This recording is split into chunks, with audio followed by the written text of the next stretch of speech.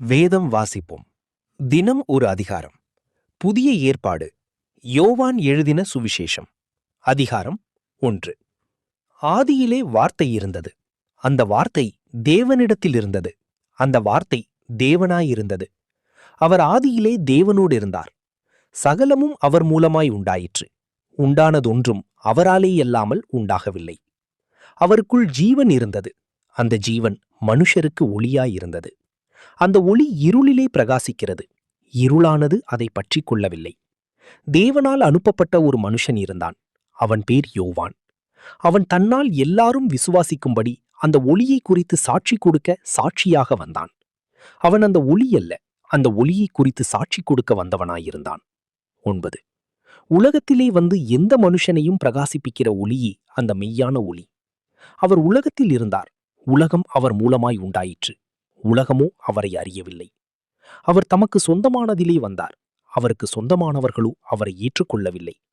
அவருடைய நாமத்தின் மேல் விசுவாசம் உள்ளவர்களாய் அவரை ஏற்றுக்கொண்டவர்கள் எத்தனை பேர்களோ அத்தனை பேர்களும் தேவனுடைய பிள்ளைகளாகும்படி அவர்களுக்கு அதிகாரம் கொடுத்தார்.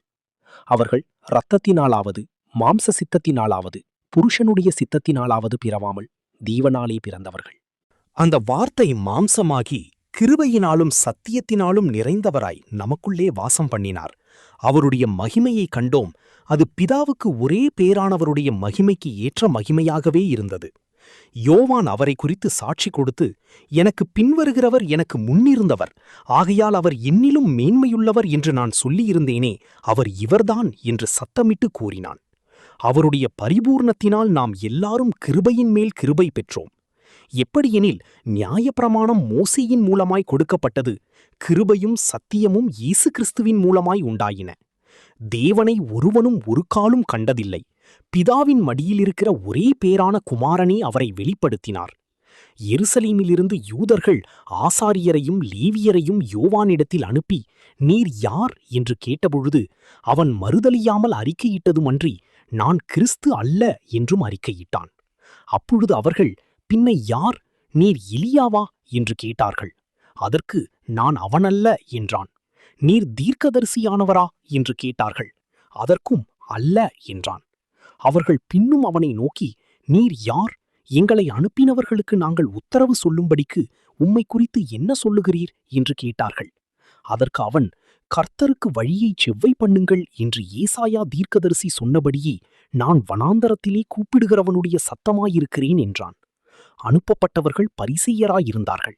அவர்கள் அவனை நோக்கி, நீர் கிறிஸ்துவும் அல்ல, எலியாவும் அல்ல, தீர்க்கதரிசியானவரும் அல்லவென்றால் ஏன் ஞானஸ்நானம் கொடுக்கிறீர் என்று கேட்டார்கள். யோவான் அவர்களுக்கு பிரதியுத்தரமாக, நான் ஜலத்தினாலே ஞானஸ்நானம் கொடுக்கிறேன். நீங்கள் அறியாதிருக்கிற ஒருவர் உங்கள் நடுவிலே நிற்கிறார். அவர் எனக்கு பின்வந்தும் என்னிலும் மேன்மையுள்ளவர். அவருடைய பாதரட்சையின் வாரை அவிழ்ப்பதற்கும் நான் பாத்திரனல்ல என்றான். இவைகள் யோர்தானுக்கு அக்கரையில் யோவான் ஞானஸ்நானம் கொடுத்த பெத்தாபராவிலே நடந்தன. மறுநாளிலே யோவான் இயேசுவை தன்னிடத்தில் வரக்கண்டு, இதோ உலகத்தின் பாவத்தை சுமந்து தீர்க்கிற தேவ ஆட்டுக்குட்டி, எனக்கு பின் ஒருவர் வருகிறார், அவர் எனக்கு முன்னிருந்தபடியால் என்னிலும் மேன்மையுள்ளவர் என்று நான் சொன்னேனே, அவர் இவர்தான். நானும் இவரை அறியாதிருந்தேன். இவர் இஸ்ரவேலுக்கு வெளிப்படும் பொருட்டாக நான் ஜலத்தினாலே ஞானஸ்நானம் கொடுக்க வந்தேன் என்றான்.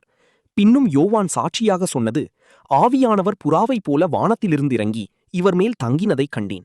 நானும் இவரை அறியாதிருந்தேன். ஆனாலும் ஜலத்தினால் ஞானஸ்நானம் கொடுக்கும்படி என்னை அனுப்பினவர், ஆவியானவர் இறங்கி யார் மேல் தங்குவதை நீ காண்பாயோ அவரே பரிசுத்த ஆவியினால் ஞானஸ்நானம் கொடுக்கிறவர் என்று எனக்கு சொல்லியிருந்தார். அந்தபடியே நான் கண்டு, இவரே தேவனுடைய குமாரன் என்று சாட்சி கொடுத்து வருகிறேன் என்றான். மறுநாளிலே யோவானும் அவனுடைய சீஷரில் 2 பேரும் நிற்கும்போது இயேசு நடந்து போகிறதை அவன் கண்டு, இதோ தேவ ஆட்டுக்குட்டி என்றான். அவன் அப்படிச் சொன்னதை அவ்விரண்டு சீஷரும் கேட்டு இயேசுவுக்கு பின் சென்றார்கள். இயேசு திரும்பி அவர்கள் பின் செல்லுகிறதைக் கண்டு, என்ன தேடுகிறீர்கள் என்றார். அதற்கு அவர்கள், ரபி, நீர் எங்கே தங்கியிருக்கிறீர் என்று கேட்டார்கள். ரபி என்பதற்கு போதகரே என்று அர்த்தமாம். அவர், வந்து பாருங்கள் என்றார். அவர்கள் வந்து அவர் தங்கியிருந்த இடத்தைக் கண்டு அன்றைய தினம் அவரிடத்தில் தங்கினார்கள். அப்பொழுது ஏறக்குறைய 10 மணி வேளையாயிருந்தது. யோவான் சொன்னதைக் கேட்டு அவருக்கு பின் சென்ற 2 பேரில் ஒருவன் சீமோன் பேதுருவின் சகோதரனாகிய அந்திரேயா என்பவன். அவன் முதலாவது தன் சகோதரனாகிய சீமோனைக் கண்டு, மேசியாவைக் கண்டோம் என்று சொன்னான். மேசியா என்பதற்கு கிறிஸ்து என்று அர்த்தமாம். பின்பு அவனை இயேசுவினிடத்தில் கூட்டிக் கொண்டு வந்தான். இயேசு அவனை பார்த்து, நீ யோனாவின் மகனாகிய சீமோன், நீ கேபா என்னப்படுவாய் என்றார். கேபா என்பதற்கு பேதுரு என்று அர்த்தமாம். மறுநாளிலே இயேசு கலிலேயாவுக்கு போக மனதாயிருந்து பிலிப்புவைக் கண்டு, நீ எனக்கு பின் சென்று வா என்றார். பிலிப்பென்பவன் அந்திரேயா, பேதுரு என்பவர்களுடைய ஊராகிய பெத்சாயிதா பட்டணத்தான். பிலிப்பு நாத்தான்வேலைக் கண்டு, நியாயப்பிரமாணத்திலே மோசேயும் தீர்க்கதரிசிகளும் எழுதியிருக்கிறவரைக் கண்டோம். அவர் யோசேப்பின் குமாரனும் நாசரேத்தூரானுமாகிய இயேசுவே என்றான். அதற்கு நாத்தான்வேல், நாசரீத்திலிருந்து யாதொரு நன்மை உண்டாகக்கூடுமா என்றான். அதற்கு பிலிப்பு, வந்து பார் என்றான். இயேசு நாத்தான்வேலை தம்மிடத்தில் வரக்கண்டு அவனை குறித்து, இதோ கபடட்ட உத்தம இஸ்ரவேலன் என்றார். அதற்கு நாத்தான்வேல், நீர் என்னை எப்படி அறிவீர் என்றான். இயேசு அவனை நோக்கி, பிலிப்பு உன்னை அழைக்கிறதற்கு முன்னே நீ அத்திமரத்தின் கீழே இருக்கும்போதே உன்னை கண்டேன் என்றார். அதற்கு நாத்தான்வேல், ரப்பி, நீர் தேவனுடைய குமாரன், நீர் இஸ்ரவேலின் ராஜா என்றான். இயேசு அவனுக்கு பிரதியுத்தரமாக, அத்திமரத்தின் கீழே உன்னை கண்டேன் என்று நான் உனக்கு சொன்னதினாலேயா விசுவாசிக்கிறாய்? இதிலும் பெரிதானவைகளை காண்பாய் என்றார்.